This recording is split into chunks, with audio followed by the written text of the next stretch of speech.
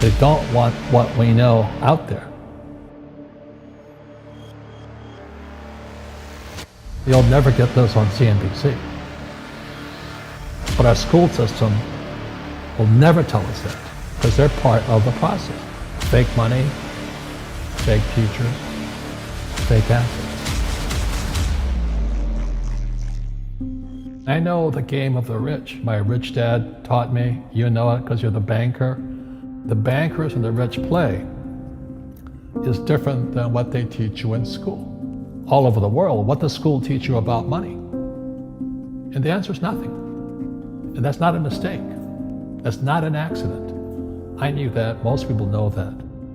The way to keep the poor and middle class working hard is never teach them what the rich know. So if you read Rich Dad, Poor Dad, which came out in 1997, it's what the rich teach their kids about money, the poor and middle class do not.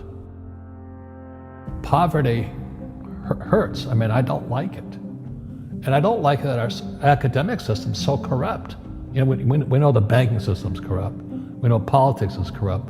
But academics is just as corrupt. I mean, one thing if it's the banking and the politics, but this is where we send our children and we trust them to do the right things for them, and yet they're being not taught something so fundamental. Like you asked your dad when you were a kid, Dad, you asked your teacher, when are you going to teach us about money? And it was just never. Well, never. And they'll never will. You know something. What do you know? Share it. What is financial education? It's not get a job, work hard, save money, and invest in a well-diversified portfolio of stocks, bonds, mutual funds, and ETFs. The financial industry is two things, debt and taxes. In 1971, Nixon took the dollar off the gold standard, and the US dollar became debt. And we still tell kids to go to school, get a job, work hard, save money, and get out of debt. Now, who tells them to do that? That's the most ridiculous thing there is. The book starts and it says, lie number 1, saving money will make you rich. Yeah, it never will. You know that. All taught that as kids. Why would you save it and why would you work for it if they can print it faster than you can work for it? Why do you keep saving when they're printing it? The rich don't work for money. Don't you touch that stuff. It's very subtle, right? Yep. They don't say, I'm going to train you to be a worker bee the rest of your life, but they educate you in a way where that's what you come out. Right. What was he trying to do those first few months were you working for him? What was he trying to get across to you? Because he taught you the hard way about money. And she says, if you're going to be successful in your life, you've got to find the best teachers. And a great teacher is somebody who comes from the inside, not the outside. But in school, you don't know if your instructor is for real or not. That's where the fake teacher comes from. I said, I want you to teach me about money. So he said, why should I teach you? He said, but if I teach you, you work for me for free. And I said, why for free? And my poor dad went nuts. He says, because if I pay you, you think like an employee. Your brain will change. If you learn never to work for money, you'll be a rich man. And this is powerful. Once you give someone a paycheck, their brain turns off. Correct. Because it's... And then the promise of a pension. Right. And job security. Which is kind of a paycheck in disguise. Correct. After you stop working. Give the man a fish, eats for the day, teach him to fish, eats for a lifetime. And most poor people confuse assets for liabilities. They think their home is an asset, it's actually a liability. Right. An asset is a noun, like a house. Cash flow is a verb. So to understand if it's an asset or liability, it takes a noun plus verb. So if the cash is flowing out of your pocket, it's a liability. If the cash is flowing into your pocket, asset, verb, it's an asset. So I own 7,000 rental properties. Those are assets. Every month, the cash flows in. Whereas many people have the big house on the hill and the cash is flowing out. Right. And they're going broke. Right, it's like a frame of mind. The other thing the poor don't understand is the number 1 expense for most people is taxes. And yet we don't even see it. Isn't that weird? You walk around and you look at the paycheck and say, that doesn't seem right, and you don't realize that the government's got a huge hand in your pocket and you are doing nothing to minimize that. Again, this is what's very different about the rich and the poor. The rich don't work for money. His number 1 expense is tax. See, there's 3 kinds of income: earned, portfolio, passive. So earned income is if I get a job, that's earned income. If I'm a doctor or a programmer, that's earned income because I'm working for it. If I buy, let's say, Apple for $10 and I sell it for $20, that's portfolio income, capital gains. Yeah. But passive income, which is cash flow, is never taxed. And so these guys are screaming right now in America, tax the rich. I said, good luck. Because most of the guys complaining, they don't know there's three kinds of income. And the rich don't have jobs anyway.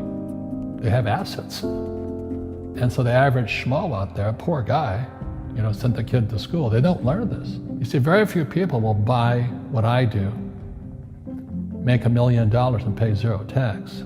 And my rich dad taught me that playing Monopoly. That's how it started. 4 greenhouses, 1 red hotel. Or the McDonald's formula. I write about it here. McDonald's, Ray Kroc. Yeah. McDonald's is in the real estate business. So they sell hamburgers, but they buy real estate, so they pay no taxes. This guy Bezos, he's $16 billion. How much tax did they pay on that $16 billion? Zero. And that's all legal. Anyone can do it. Everybody can do it. But most people lack the education. So once you learn how to use debt as money, you can never say, I can't afford it. You see, because the banks will give you, so the banks, after the crash of 2008, the banks gave me $300 million tax-free. When I asked the average guy, I said, why don't you use debt? They can't even get a loan. Because their scores, their FICO scores, I don't even have them here, are so bad. The school teachers will never tell you that because they don't know it. My poor dad never knew that. You don't know if something is an asset or a liability until you can see which way the cash flows. So a house, is it an asset or liability? Well, if it's taking money from your pocket, it's liability. If it's putting money in your pocket, it's an asset. The US government wants me to provide housing, wants me to provide jobs, wants me to borrow money because that's how money is created through debt. I get huge tax breaks. Everybody can do the same thing if they had the financial education to do it. If people understood the tax code, we'd be more prosperous. But can poverty be passed through genetically? Yes. Because it's some type of way of thinking. It's an attitude. An attitude. It's very simple. When people ask me, how do I stop it? I just say, never say, I can't afford it. Ask yourself, how can I? The reason I have so much money is because I don't say I can't do it. I just go, how can I do it? And I just go and do it. I make a lot of mistakes, but that's how I learn. How can I? The poor people, like my poor dad, always said, I can't afford it. Do you think I'm made of money? I'm a school teacher. I can't do that. And I picked that up. And my rich dad never said those words. So when I meet poor people, they use the words I can't a lot. So the people that say, I can't afford it, I can't do this, I can't get to college, the rich are evil, I choose not to participate in that. And that's one thing people could change today. Correct. Right now is that dialogue in their head. Stop saying the word can't. I can't. Right. So how can I? How can I? Especially as in, I can't afford it, how can I afford that? Right. Because that opens them up to looking at it as an investment to a greater future. Right. When I borrowed $300 million, I couldn't do it until I went to ask. And I got turned down so many times. I said, and every time I showed the banker my financials and he'd go, sorry. I said, look, do me a favor. Why did you turn me down? And he'd tell me, this is out, the numbers are out here. So if I get these numbers fixed, can I come see you again? He goes, sure. So it's called rejection. Same as my wife rejected me for 6 months. It's just a matter of personal willpower, which is spiritual. Just saying, if they can do it, I can do it. And how can I? How can I? And I think it's you once said, words become flesh. Yep. That was the Bible too. Right? Intelligence increases through your mistakes, through the ups and downs, through what you learned. Real estate's real estate, but what I learned made me richer, not the money. You don't need money to make money. I think all of us, every human being has that low point in their life. And if they get the message, a new life begins. If they don't get the message, they keep going down. The richer I got was because I didn't need any money. I could use this to make money. But how did I get there? Is I made a lot of mistakes. people are afraid of making mistakes and all this, fear of failing, it limits them.